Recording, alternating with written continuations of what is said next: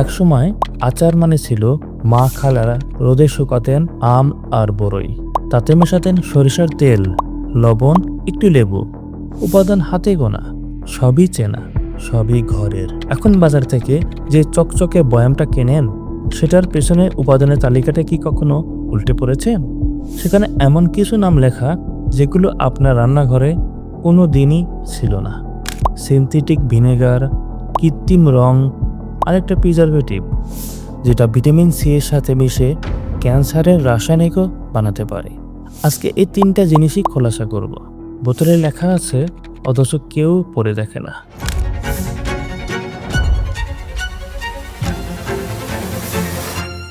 প্রথম বিষয় প্রিজারভেটিভ।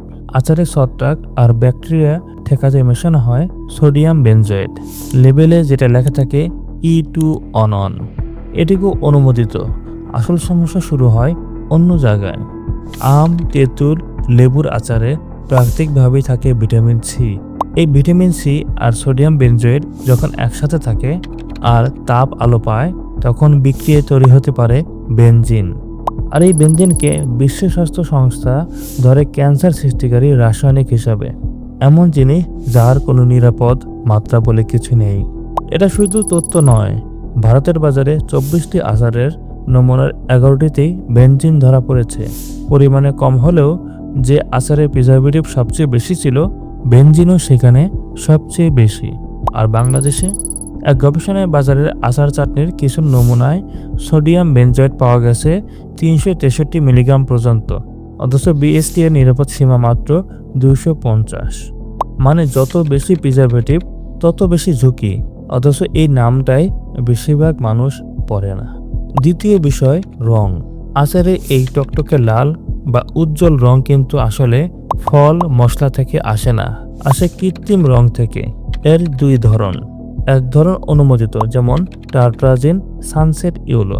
নিয়ম মেনে অল্প ব্যবহার, সমস্যা কম। কিন্তু গবেষণা বলছে বেশি হলে এগুলো অ্যালার্জি আর বিশেষ করে বাচ্চাদের মধ্যে অতি চঞ্চলতা বাড়াতে পারে।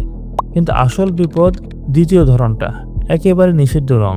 সস্তা বা খোলা আচারে অনেক সময় মেশানো হয় মেটানিল ইয়েলো, যেটা আসলে কাপড় আর চামড়া রং করার রাসায়নিক। খাবারে সম্পূর্ণ নিষিদ্ধ। গবেষণায় দেখা গেছে এই মেটানিল ইয়েলো পাকস্থলীর ভেতরের আবরণ নষ্ট করে আর যকৃত ও কিডনির কোষে নেক্রোসিস মানে কোষের মৃত্যু ঘটায়।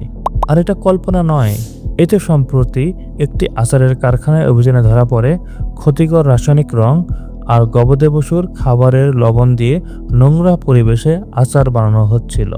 তৃতীয় বিষয় ভিনেগার। আগে আচার দেওয়া হতো ফল পচিয়ে বানানো প্রাকৃতিক ভিনেগার, যাতে উপকারী উপাদানও থাকতো। এখন খরচ বাঁচাতে বেশিরভাগ বাণিজ্যিক আচার ব্যবহার হয় সিনথেটিক ভিনেগার। এটা আসলে কারখানায় বানানো গ্লাসিয়াল অ্যাসিটিক অ্যাসিড। লেবেলে আছে E260। পানি দিয়ে 5% পাতলা করা, মানে ফল থেকে নয়, রাসায়নিক থেকে তৈরি।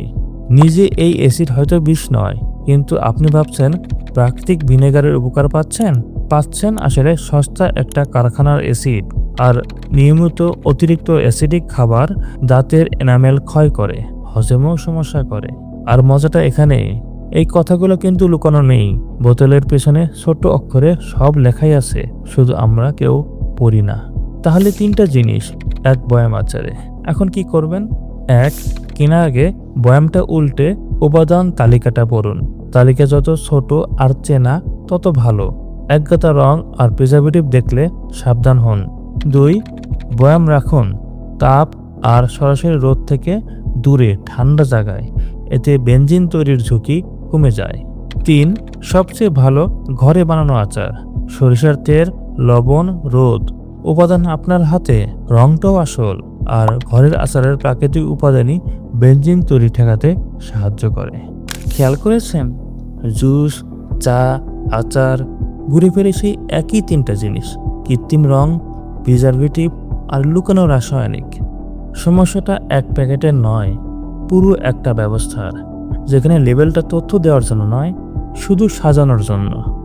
আচার তবু মাঝে মধ্যে খাই, কিন্তু বাচ্চা থেকে কলেজ স্টুডেন্ট যে ইনস্ট্যান্ট নুডলস প্রায়ই রোজ খায়, তার ভিতরে গল্পটা থাকবে পরের ভিডিওতে। ভালো থাকুন, সুস্থ থাকুন, নিরাপদ খাদ্যাভ্যাস গড়ে তুলুন।